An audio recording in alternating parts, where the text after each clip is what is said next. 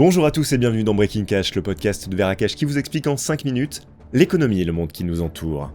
Aujourd'hui, on parle d'un sujet qui est crucial, la débancarisation. Comment protéger ses économies face aux risques du système bancaire? Pourquoi cette stratégie devient-elle incontournable pour certains en 2025? Pourquoi se débancariser en 2025? C'est le nouvel épisode de Breaking Cash.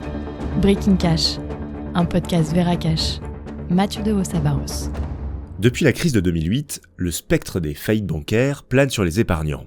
Une banque, aussi solide soit-elle, peut faire faillite et avec elle, des milliers de comptes en banque sont à risque en quelques secondes. Mais existe-t-il des solutions pour se prémunir contre ces aléas? La réponse pourrait bien résider dans la débancarisation. Depuis plus de 15 ans, la crainte d'une nouvelle crise financière secoue l'économie mondiale. En 2008, la faillite de grandes banques a entraîné des conséquences catastrophiques. De nombreux épargnants ont vu leur économie disparaître. Et depuis, le système bancaire mondial est resté fragile et les interdépendances entre banques sont telles qu'une seule faillite peut déclencher une réaction en chaîne. Les crises financières successives ont aussi démontré une réalité inquiétante. Les banques détiennent qu'une fraction des dépôts qu'elles gèrent.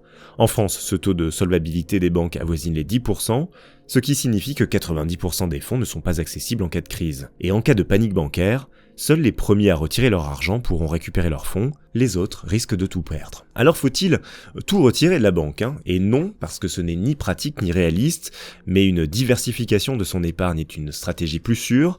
Les banques ne sont plus l'unique option pour gérer son argent, les fintechs et les nouveaux acteurs financiers offrent aujourd'hui des alternatives pour diversifier son patrimoine. De plus, certaines obligations quotidiennes comme la réception d'un salaire ou le paiement d'impôts rendent difficile une sortie totale du système bancaire. L'objectif est donc de réduire son exposition au risque bancaire sans se couper totalement du système.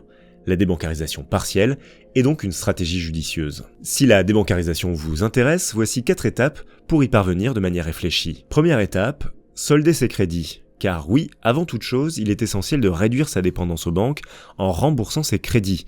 Qu'il s'agisse d'un prêt immobilier ou d'un crédit à la consommation, ces engagements vous lient au système bancaire. Et en les soldant, vous regagnez une liberté financière. Deuxième étape, investir dans des valeurs refuges. L'une des stratégies clés est d'allouer une partie de son épargne à des actifs tangibles qui ne dépendent pas des banques.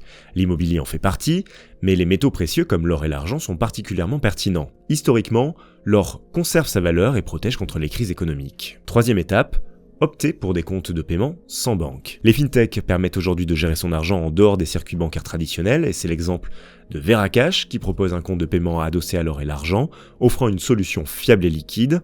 Ce type de service permet de garder une partie de son capital hors du système bancaire, tout en restant accessible. Enfin, quatrième étape, c'est diversifier ses comptes bancaires car si vous conservez une partie de votre épargne en banque, il vaut mieux que tout ne soit pas dans le même établissement. Répartir son argent entre plusieurs banques réduit les risques en cas de difficulté d'un établissement. De plus, les banques en ligne sont souvent plus transparentes et offrent de meilleures conditions que les banques traditionnelles. Se débancariser, ce n'est pas rejeter le système, mais anticiper et protéger son patrimoine. La crise de 2008 a rappelé que l'argent en banque n'est pas aussi sûr que l'on croit. Se diversifier, investir dans des valeurs refuges et utiliser des solutions indépendantes des banques devient donc une stratégie incontournable. En adoptant une approche réfléchie, vous pouvez préserver votre capital et gagner en sérénité face aux incertitudes économiques. Merci d'avoir suivi cet épisode de Breaking Cash spécial Semaine de l'éducation financière, j'espère qu'il vous a plu. Commentez-le, petit pouce en l'air et abonnez-vous à notre chaîne pour davantage de contenu. À très bientôt.